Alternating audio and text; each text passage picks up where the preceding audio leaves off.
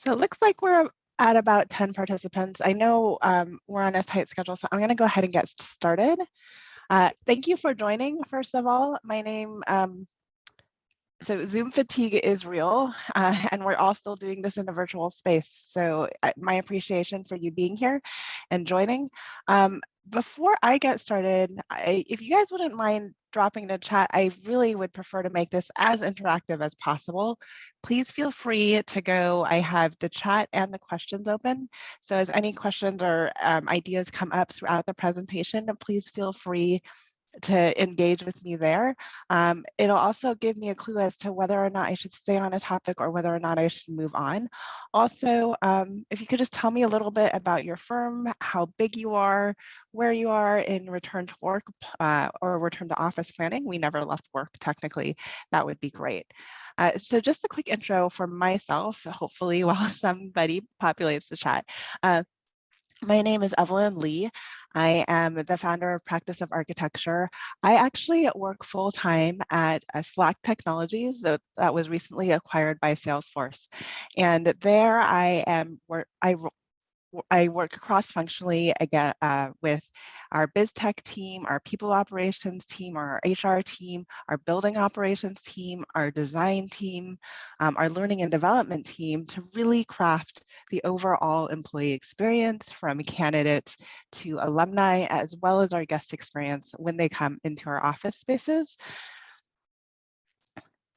So it looks like I have another question for you guys. Thank you, Frank. Two-person firm.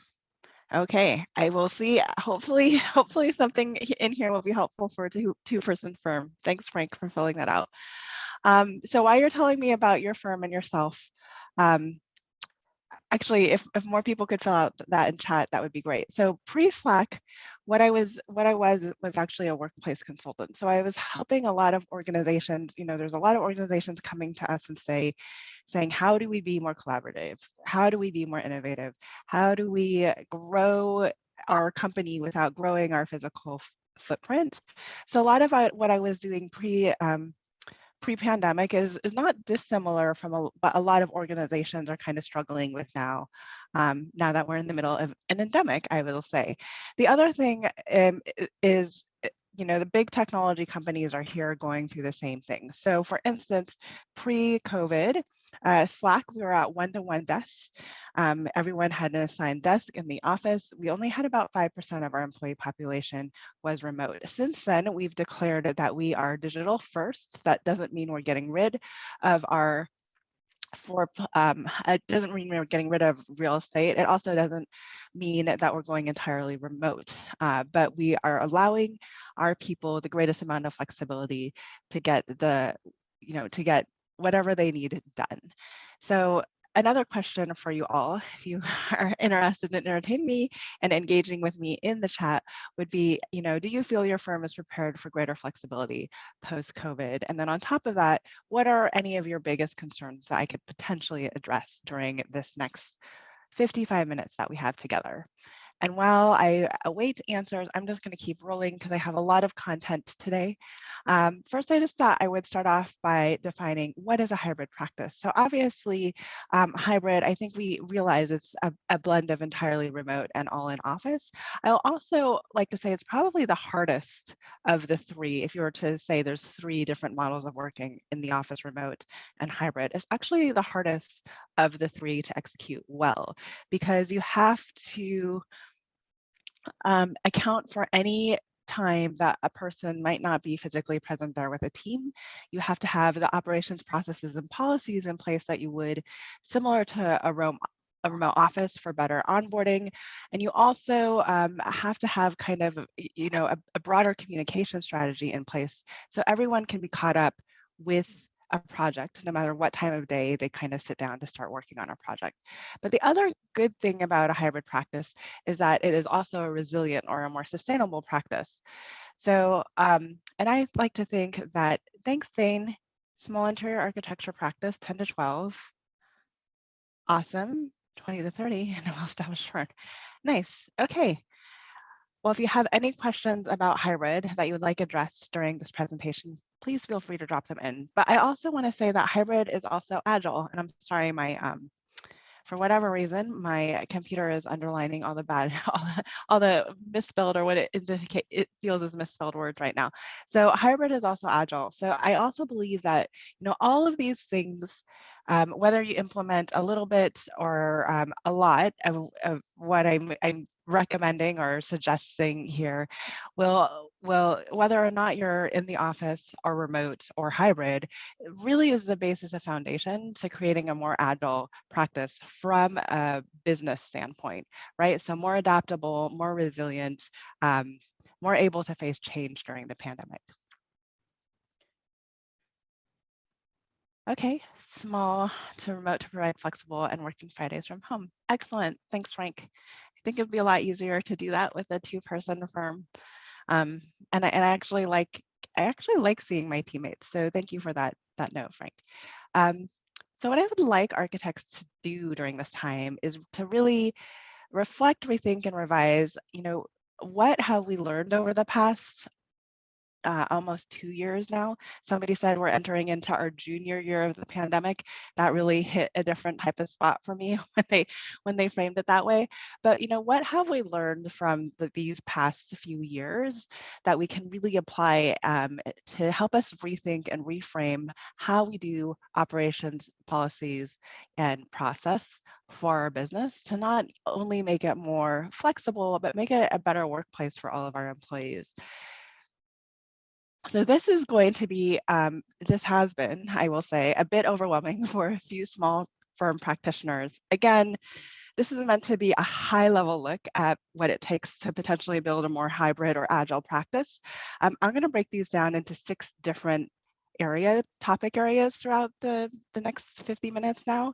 So culture, people and policies, team management and productivity, security and support tools, the hybrid employee. Feel free to screenshot anything you want. I'm happy to share this entire presentation with AIA Illinois.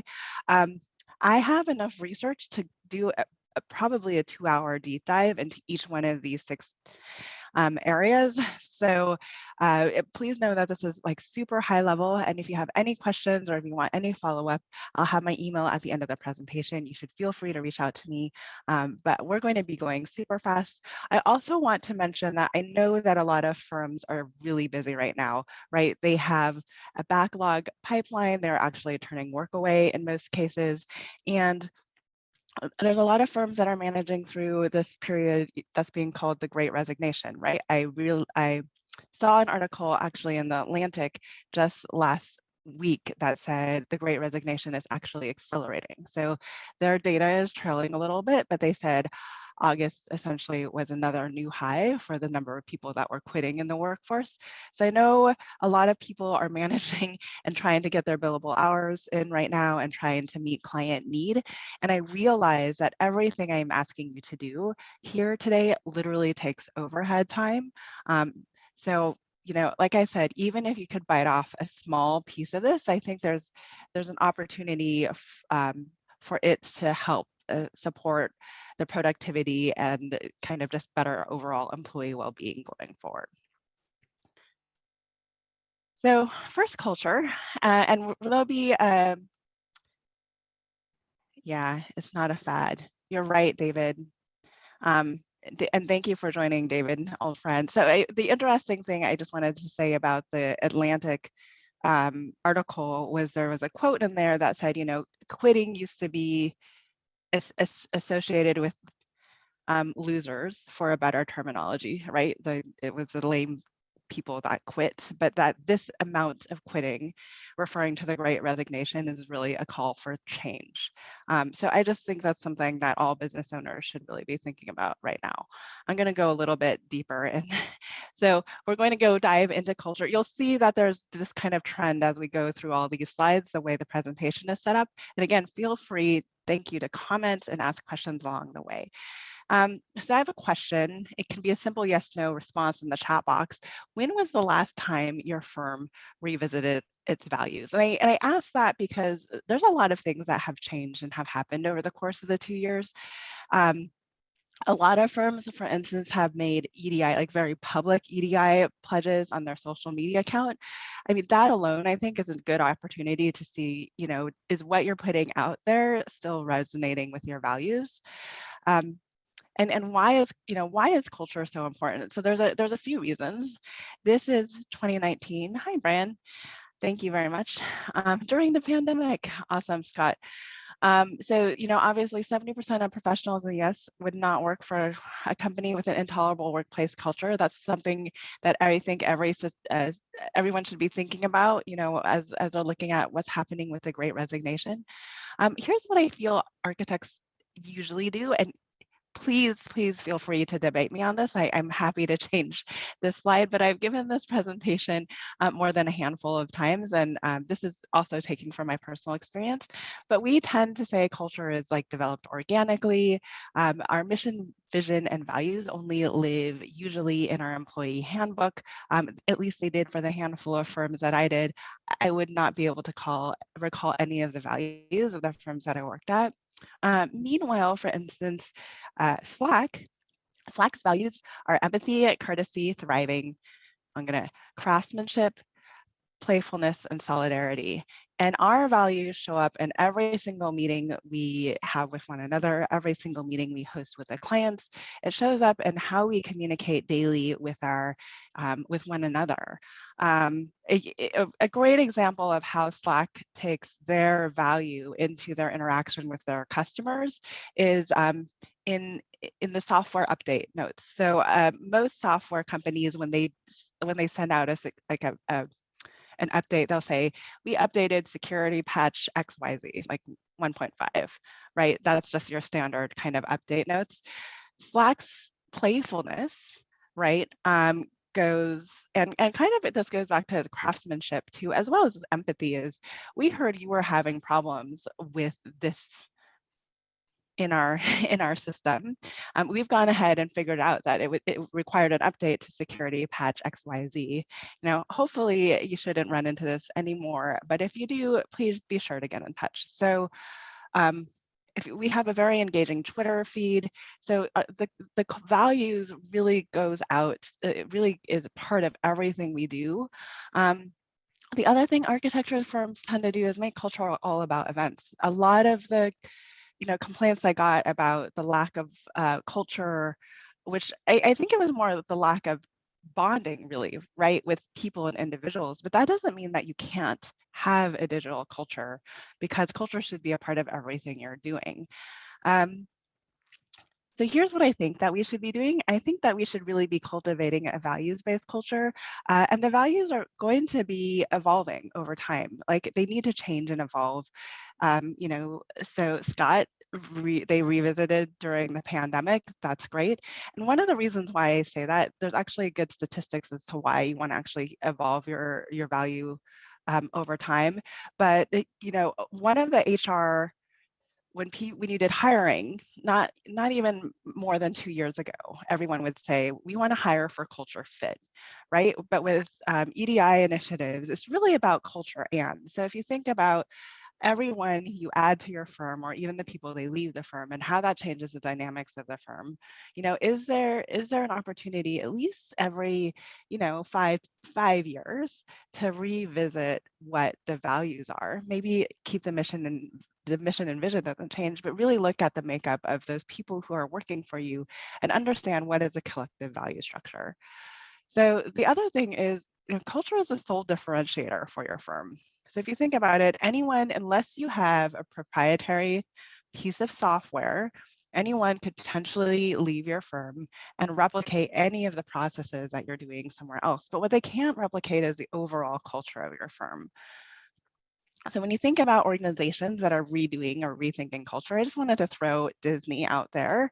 They hit their 50th anniversary a while ago, but in 2019, they launched an initiative with their entire workforce to look at what was then the 4 keys for their values for customer success. And the 5th key, they actually added out this year in inclusion, right? And they've even started rolling out that to their attractions, and even updating some of their oldest animatronic attractions in Disneyland to really make sure that inclusion goes down to that level, the client level. So high level, here are some tactics that I think that firms can look at when it comes to addressing culture. So revisit your firm's why, especially if leadership has changed. Have them look at mission and vision.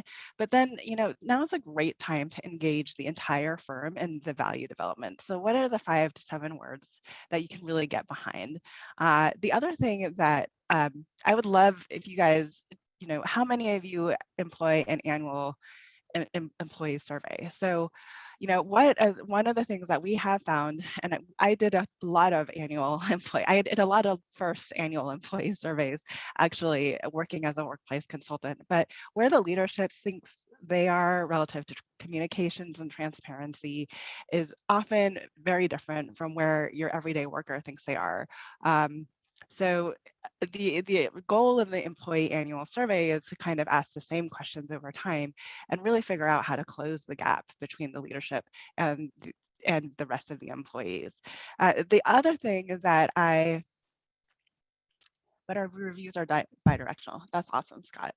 Yeah, and I'm actually going to get into that awesome in the next section when we're looking at people and policies. But the other thing that you should always include in your annual employee survey is your ENPS, or an employer net promoter score. You can Google net promoter score. There's a whole math equation behind that, but essentially you're asking how many of your employees would recommend working at your firm to a friend, right? And you want more people to be recommending working at your firm than less. The other thing that is important to do is to just create if you have a culture committee, or if you're looking at how to evolve culture, it should be, again, closing the gap, and make it much more about than just events and birthday celebrations, which, not to say they aren't equally important, but where can you actually be like closing the gaps in meaningful ways that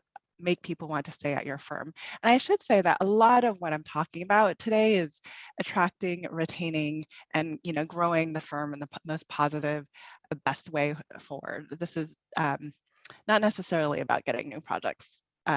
So people and policies. So, this section, we're looking to how do we develop a shared definition of trust? And this is what I think architecture firms usually do. So I'm completely guilty of this too. So we tend to inherit people, processes, rather than create something new. So I've literally taken probably multiple times a job captain, open rec from one job, took it to my next job, changed the firm name, changed the about firm, and use that, right? Like this is your standard job captain. But the opportunity I miss there is to really kind of infuse what is the culture of the firm into that application. I mean, there's even a playfulness in kind of just the structure of the writing that I could have done. But there's a lot of other things that people are doing right now. Like I'm seeing a lot of companies saying, what is expected of this position 30, 60, 90 days in? And then I also am seeing a lot of companies say, like, give the LinkedIn links to the people that they would either be managing or to the people on the team that they would be joining. It's a candidate, it's an employee's world right now, and they're going to be trying to search for as much information as they can about wanting to work at your firm, what it's like to work at your firm. So why not just give them the ability to do a deeper search? The other thing is, create a careers careers page for your job openings. A lot of firms have an about page, and I feel that's really, really client facing, right? The careers page should be about what it's like to work at your firm. And then I find that our lack of faith in kind of all of our people processes comes from a broken system. So I was in a social, I was on a social board, right? And a principal hired a new young person at a school that they really needed them to be at a certain level with Revit. That person said that they knew Revit, and there was kind of a lack of communication that happened. So they were brought on board and they didn't know Revit to the extent that they needed them to know Revit. So, if that is something that you need that person to do to be able to run with Revit day one that you bring them on, integrate some type of skills test.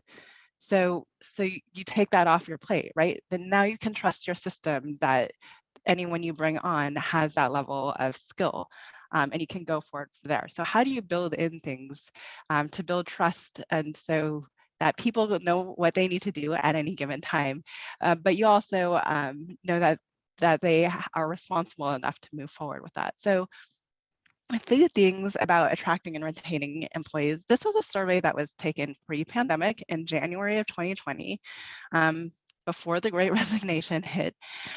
This is the staggering statistics of what is happening during the Great Resignation.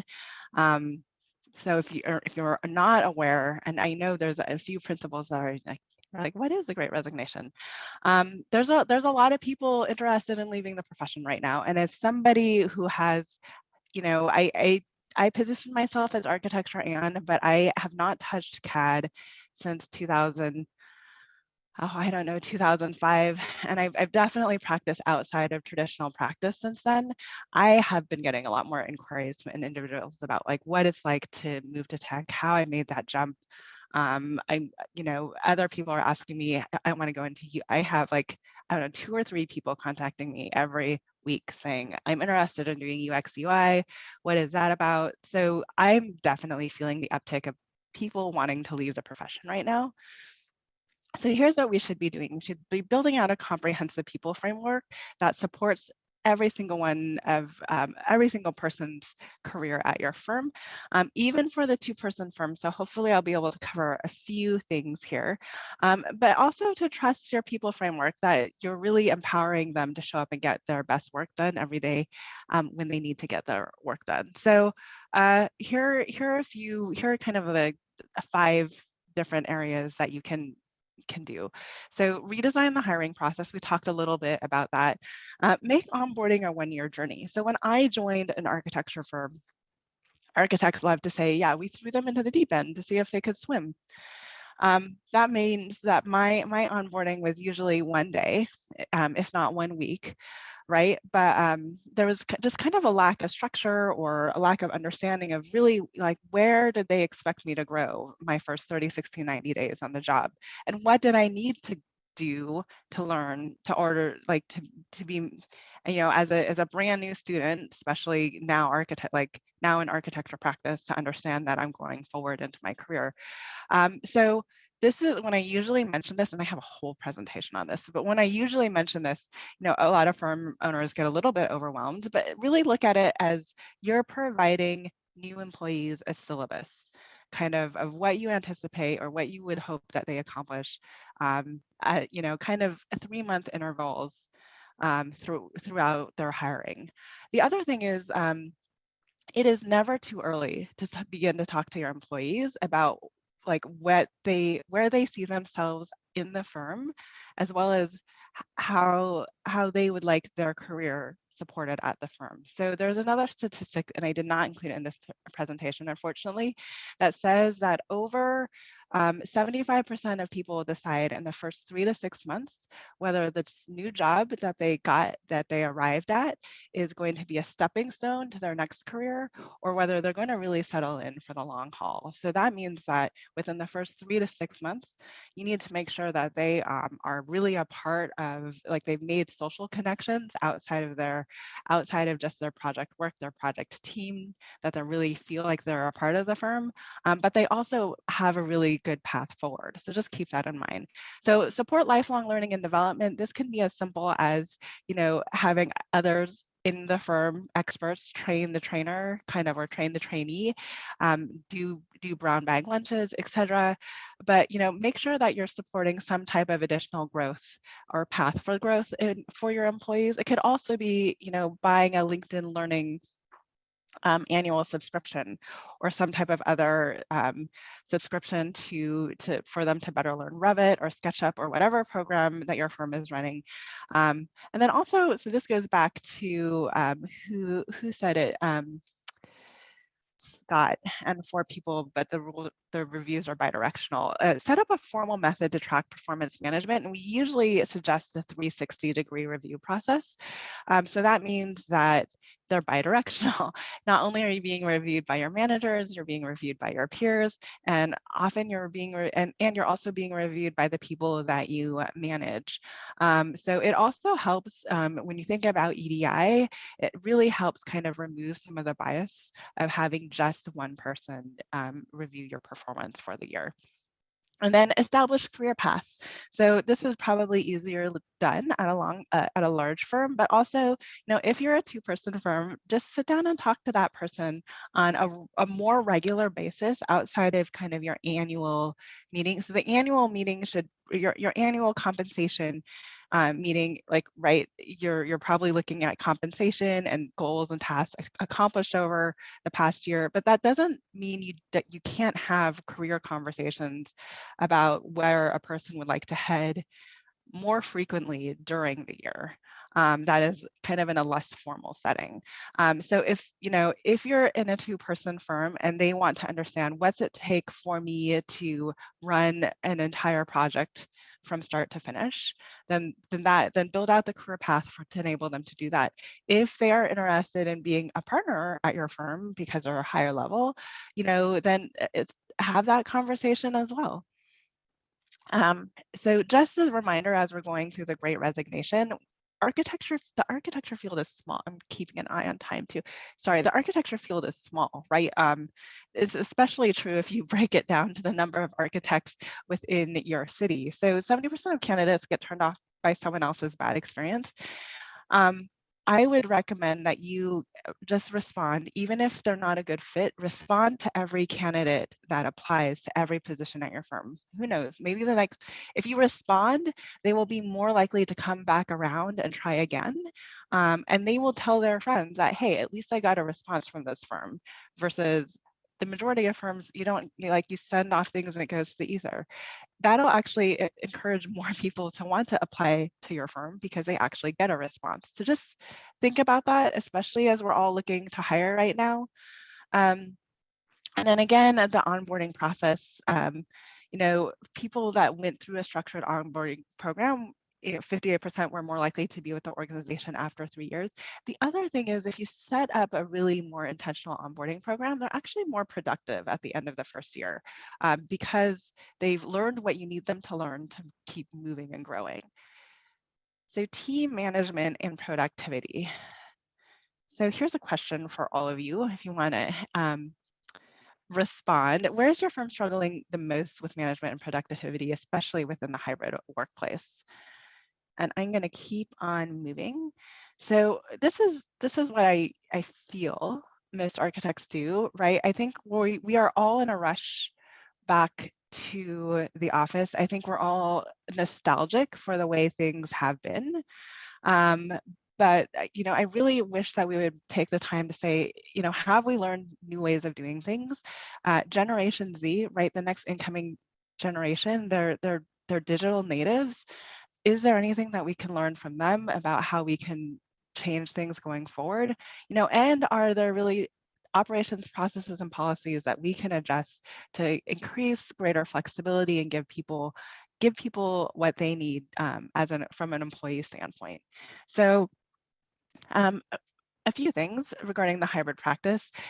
Create a digital HQ. So the digital HQ, even if you're not entirely remote, becomes as important as the physical one. If you think about, and actually, maybe I'll wait till the next slide to go a little bit deeper. And I have a whole slide on a digital HQ too. But if you think about a hybrid practice, if you are giving everyone flexibility there, unless you're bringing a team together intentionally, at any given time, one of your team members may not be in the room. So how do you collect a place, like how do you collectively have one place where all of the information is stored in an easy, organized way where somebody can say like, oh, what did I miss since I last signed onto my computer? And then part of it is like everything needs to go back in the digital HQ. So even though you might be having some in-person meetings, even if you have an impromptu, one of those water cooler chats, which kind of sends you on a new direction, or a small decision was made, that needs to go back into the digital HQ. This is actually just a good practice to have for recording all of your decisions anyway. So act as if you're truly remote, because one, somebody may inevitably be remote, but two, you just, in order to keep a record of how projects are progressing. Another thing to keep in mind is Agile also, there's two dimensions to flexibility, right? So I've essentially been saying, if the only conversation from leaders are having about hybrid is how often their people are going to be showing up at the office, they're really missing out on 95% of the conversation, because you really should be looking at because the second dimension of agility, or the second dimension of flexibility, really is allowing people to work when they do their best work. And the best example I have of this is that I have a good friend who is a principal at in a small community where there's a lot of talent kind of swapping between firms because there's only so many firms. And he was talking to another principal. So my friend had recently hired someone that another firm was happy to let go of, and they checked in with them and they said, well, how is this person doing? Because we couldn't get them motivated at all. And the difference between my friend and the firm that person just left was that, that the rigidity of the rigidity of the firm they left, included an 8 to 5, and then any additional hours over 40 you need to get a product done. Versus my friend was running a firm where, like, you show up when you do your best work. And if that means that you're showing up at noon and working till 8 p.m. or 9 p.m. instead of doing the typical 8 to 5, like, if that's what you need to do, you're a responsible adult. As long as you hit your deadlines, that's okay. So the thing there is, like, he played with that second dimension, right, of allowing people to do the work when they could do the work, or when they were like their best self, when their brain was firing the most. So what was a poor performer at one firm, because my friend allowed for the additional flexibility, he actually was one of the top performers at his firm. So it's that other dimension, I think, is just really equally as important to consider when thinking about a hybrid practice. So Frank, productivity is a challenge at a two-person firm. I started out in the office more and involved in so many tasks, and I forget to always stay in contact and communicate goals and expectations. Yeah, so one of the things that I actually recommend Frank doing is just, you don't necessarily need to start each day with a meeting, but so I'm in Slack, so I'm at Slack. So we have a team Slack channel, or just like a daily update Slack channel, where every morning, like, the first thing I do when I sit down is tell my boss, tell my team what I did yesterday and what I accomplished, what I'm working on today, and where I might have any potential roadblocks. So I think that's kind of just one way to know at the very beginning of the day where people are starting off. I'll hopefully throw in a few more tidbits for everyone that can actually be rolled out at a two-person firm too. So create a digital headquarters. I think this is equally important at a two-person firm, especially if you're not always sitting together in the office, or if you're just both so heads down at work. It's just really is just making sure that you have all of your digital files in order. It's moving things. This is more important for larger firms than it is for two persons, but it is moving things out of, say, email into a broader communication channel like Teams, like Slack. If you think about all of the communication that a part of your team might not see because they're not CC'd on an email, so that's all lost. So if you move all of your like communication, at least your internal communication, and most of the better channels has the ability to save all external emails into a product channel, for instance. So everyone has all of the communication they need all at once in one place. That's kind of the big thing. Also, digital headquarters, make sure that you're also creating social space or space for your team to have fun. And then we use our digital headquarters as like the one easy place to go to do firm updates or company-wide updates and announcements. If you think about emails and you're like, oh, there's that Friday newsletter that comes out every Friday, and maybe if I have time, I'll open it, or maybe I won't. But then if you're like, they're like, somebody tells me they said, in last Friday's newsletter, we need to, the benefits enrollment window is open, but that only like happened in last Friday's newsletter and not this Friday's newsletter. But if you instead like take the newsletter and put them all in one channel that's searchable, then you're not like searching through your emails for when the benefits window is open. There's just one source of truth for all of the communication going out to the firm, and it's on the company program. I get so heads down putting out fires, I find it challenging to monitor performance and think about the big stuff.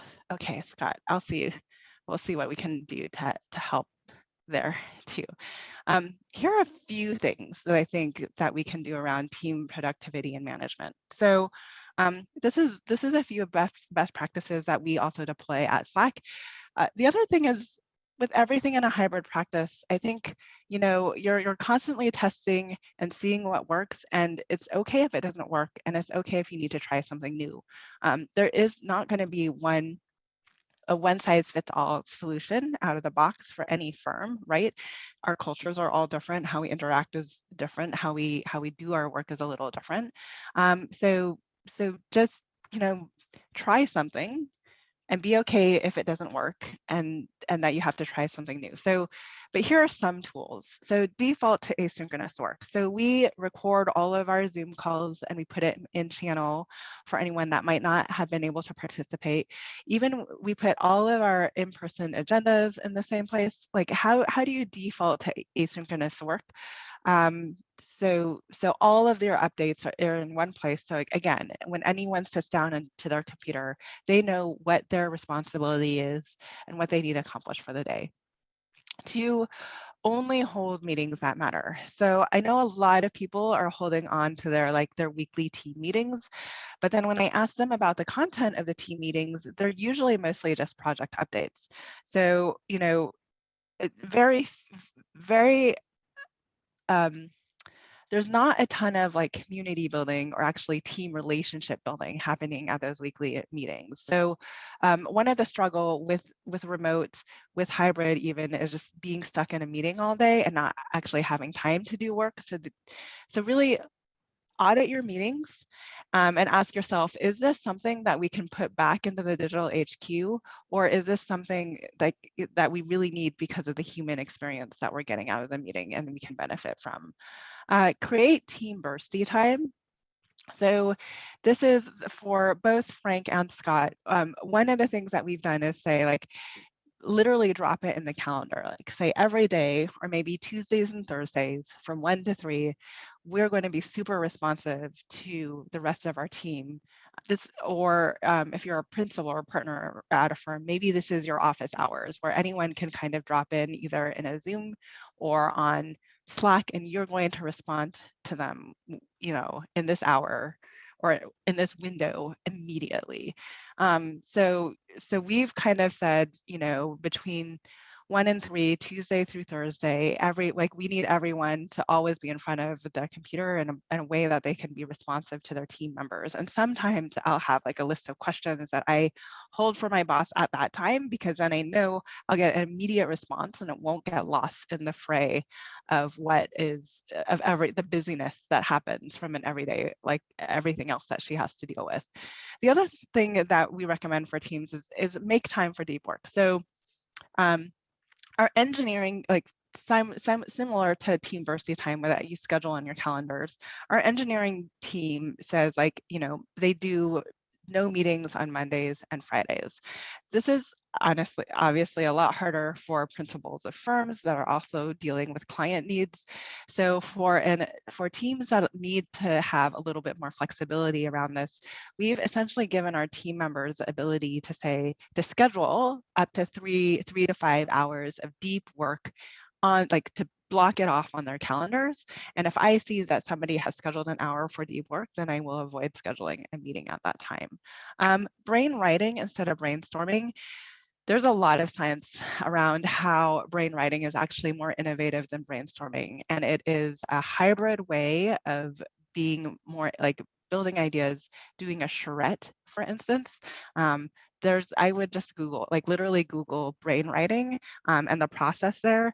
But it's essentially, and it also removes barriers for people like me. I'm an introvert, so when there's a lot of Post-its going up on the board, I suffer from groupthink, where I'm just like, oh yeah, great. They already put an idea that I was kind of sort of thinking about up there. I also suffer from like why should I put up my idea if somebody else is going to put up their idea? And then I'm one of those people that it takes me a little longer to digest things, so I definitely walk away from like really quick charrettes saying like, oh man, like, I really should have said X, Y, and Z, but like that was like 2 hours ago and now I can't say that. So to look at brain writing is kind of a way to make sure that you actually truly get all of your ideas from everyone out on the table. And then you come together after the ideas are out on the table at the most meaningful moments to kind of talk through everybody's ideas collectively. And then really create overarching goals. The big thing about the big movement, right, to hybrid practice, and I would look up KPIs, and it is a movement away from tracking kind of time and butts and seats to knowing that people know what they need to accomplish at the end of, if not every day, but at least at the end of every week to kind of move a project forward. So this is just like a comment from HBR around bursty time. I know there's a lot of companies that are saying we need people to be in the office X, Y, and Z. First of all, there's another HBR article. I probably should do the link that says there's no statistical innovation improvement that happens during those natural collisions or those water cooler chats. Like, right, there's not such a significant bump in innovation that like you're going to be missing out on too much by not having that naturally happen because people aren't always in the office at the same time. And then there's also a study that was done by McKinsey or Deloitte. I need to go back and trace this, but essentially they gave 3 groups the same problem set. And they told the first group, go and figure out most of this on your own, come together every once in a while just to check in with one another. They told the second group, we're going to stick you in the same room and you're going to work on this together. And they told the third group, be really intentional about when you come together, but do some thinking on your own. So the first group had really innovative ideas, but they struggled to move any of them forward because they didn't spend enough time together. The second group moved a single idea really far down that path, but that path or that idea was less innovative than the other 2 groups because they really actually did suffer from groupthink. And the third group was a combination, it was the best combination of most innovative ideas and pushing them down the path because they brainstormed independently, they got all of their ideas out, and then they selected the best ones and were able to move it collectively forward as a group. So just know that we are naturally bursty. So So even if you're telling people to be in the office X number of days a week, that, no one is productive collaborating 100% of the time. And frankly, we're usually not collaborating 100% of the time all the time.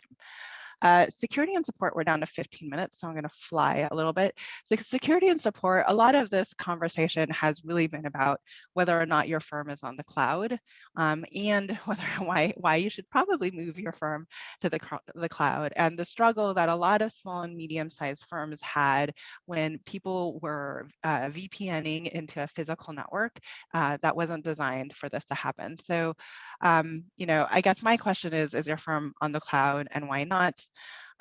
So my suggestion is to actually move everything to the cloud, and then, really, and we'll go a little bit further in this in the next section around tools, but just acknowledge that your IT spend, your software spend is kind of a part of like what the money you pay for doing business in this space. So don't try to make things do things they're not supposed to do. And make sure that your employees are actually productively supported so they can be productive. And for anyone who has not moved to the cloud yet, because I actually worked at a firm where you had to sign an NDA disclosure before entering in the firm. So there's obviously, I've worked at firms where they keep their drawings and everything else, so they're doing very close to the chest. To those principals and leaders that say, that are not ready to move to the cloud, I usually say, anytime you sign into your stock profile, anytime you sign into a bank, or anytime you see a doctor sit down at a computer and enter in your information while you're at your doctor's appointment, essentially all of your health, like your individual health and financial information, is already on the cloud. So if your architecture, if you think your architecture drawings are more important than those two things, fine. But I just realized that like a lot more personal information than you probably would like to admit is already on the cloud. The cloud has been a challenge. Brian, I'm happy to, I don't know if you can expand upon that, but please let me know. But so here's 7 benefits from switching from on-premise to the cloud. So if you actually do move to some of these software as a service, I realize you're paying a monthly or subscription as opposed to an annual update, but it often means that you can, that a lot of these services, a lot of the computing processing power you need is actually on the cloud now, which means that you don't have to upgrade your hardware as much, and your hardware doesn't necessarily need to be as robust as it needed to be in the past because everything was being run locally. The cloud also allows smaller firms to scale and grow really easily, right? It's really hard to scale a physical network and to add server storage to a physical network, and to understand when you need to do that when you have a new project on, but it's really easy to do that on cloud, to both scale it up and scale it down. And these are some of the other reasons. Logging in remotely when traveling for remote workers and consultants. Are you logging in to a remote server that is on the cloud, or are you logging in remotely to a physical server? And Brian, please feel free to reach out to me directly, and I can help you with any of these things too. I think I think we know one another, and I think you have my contact information. Okay, awesome. So some of these other things that you can do at a really kind of low level, just kind of a low bar to increase security. Works well. I keep my financial stuff on my own computer. Yes, but if you are logging into any financial banks, Frank, then your financial stuff is usually in the cloud anyways. Just anywhere you log in. So Chase, whatever you're logging in, it's in the cloud. Your credit card information is in the cloud. So anyways, sorry, didn't mean to go down that rabbit hole. But some other kind of low-hanging security and support tactics that you can use. Implementing single sign-on software. Okta is a company that does that. And rolling out 2-factor authentication wherever you can. And then also implementing enterprise password management for your people. people, when left to their own devices to create their own passwords, really create the most crackable passwords ever. So, you know, deploying an enterprise password management system will just mean that you guys have better encrypted passwords going, or not fully encrypted, but better passwords going forward, which is kind of super low hanging fruit when it comes to keeping people out of your systems. And also just letting, and I know this might seem very obvious to some people, but I have talked to a few partners where they've had, you know, new graduates outside of school that are really looking to impress, like go out and buy those gift cards for who knows where, or, you know, for those clients. But like, make sure you're just setting policies for your people, saying, I will never ask any of you to spend any of your money out of pocket immediately. I think it's just like a good policy to have, so people know that like that type of demand is never going to come on them, and then they're not going to be a victim of phishing attacks. 10-minute warning. Thank you. So tools. What tools have you adopted during the pandemic? I'm going to kind of fly through this. The biggest thing here is that architects tend to MacGyver together tool sets. You know, you implemented a new rendering process that looks amazing, but it took you 10 steps to get through it. So that means anytime you want to get to that same rendering outcome, you have to go through these same 10 steps. So, you know, the biggest thing is if you're MacGyvering and you're using and you're trying to make a software do multiple things that might not necessarily be meant to do, you might be incurring some technical debt. So that's kind of added hours due to lack of productivity, or even added software, or just kind of the struggle with making a software do something that it wasn't necessarily meant to do. So sorry, here's what you could do. So make sure you understand what your tools can do. We kind of assign someone an expert to be aware of all the updates that come out on a regular basis. The one good thing about software as a service is that they update regularly right now, rather than waiting for the annual disk update to come out and to pay for that yearly license. So that means that they could be releasing an update that really helps the productivity in the firm. So kind of assign somebody to keep aware of those updates and kind of share out with the firm and tweak your processes.